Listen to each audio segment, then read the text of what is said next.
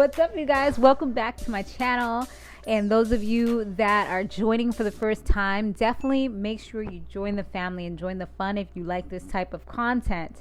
Today, we're going to be kind of doing a little bit of deep diving, okay? And we're also going to do a little bit of predicting as well. For now that we have Powerbook Force, I mean, we're all just excited to see how this new series kind of unfolds.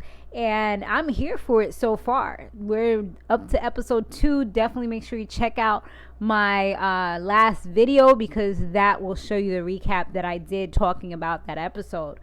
So now there was one question that I had when I had finished episode 2, and that was like, who the hell is this Liliana chick that was in the alley fighting with Tommy? And I'm like, I'm here trying to kind of realize, and I had to do some research, okay? I had to kind of look it up and see who the hell she was. And I looked at some old clips, and I was able to see that she was like back in the very first Power that we had. She was in the first few episodes. That's why it was so foreign to me. Like, I really could not remember who the hell she was. But she was somebody that was sent to get a hit by Lady Canon. So that was like way back when. And I remember that girl's face too. And she ended up slicing her. And once that happened, Julio, he pretended that she was his girlfriend, had her taken to the hospital so she could get fixed up or whatever. But once he went to the hospital, he told her like, yo, we're not going to be able to work with you anymore because now that mark on your face is really like just too distinctive. Like, you'll get caught real quick. That's almost as bad as having like a face tattoo or a hand tattoo or something like that. Like, well, I mean, at least with the hand tattoo you can kind of cover it up, but with the face stuff, unless you're wearing a ski mask all the time, like, it's just messing up business. So they're not even going to be able to use her. Like, you're supposed to be like a silent assassin where people don't even see you coming. You're just kind of like a pretty girl that they can use to lure the men in that they need to lure in and slice them and dice them up.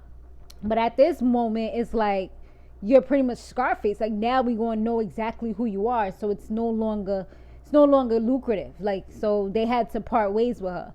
So initially, of course, Mr. White Boy, crazy Mr. Tommy, off the rails. He was ready to kill her off. Like, he was just, ready initially, but Ghost try to talk some sense into him and kind of let him know, like, I don't think it's a good idea because either way, it's going to mess us up. So once they came up with that conclusion, I feel like it was really Tasha that kind of solidified the whole thing because Tasha was like, you know what? She probably won't snitch, but you need to make sure you give us some security, So they kind of gave her security, sent her on her merry little way. And that was the end of the story for her. Like, we didn't see her again until now. She's resurfacing. Initially, I thought she was somebody else until, like I said, I had to like look up different stuff and read and do different things and kind of look at some old clips and things like that. And then that's how I was able to see like, okay, this is who Liliana really is. So once she heard that this white boy was back in town, she already knew that Tommy was out to get her. She already knew. So once she heard that this white boy's in town and he's off the rails and he's heavy in the business and all that, like, once word got around, she's like, oh, she felt like he came to finish the job. So that's why she was trying to do it before he got a chance to do it. But I feel like, and here goes me into the prediction part of everything, I do feel like this can possibly work out in both of their favors. I feel like if he does end up working with her, she already knows like all the hot spots. She knows like the hood, he hasn't been there in how many years, but she's been there. So this can kind of help him. And of course he's the muscle. Like, he's just the one, so he's just that guy. So he can definitely maneuver his way around things with the gift of gab once she introduces him to these people. So I'm kind of feeling like he didn't kill her in the last episode 2, because of that particular mindset. because he has a plan and he knows what he's about to do.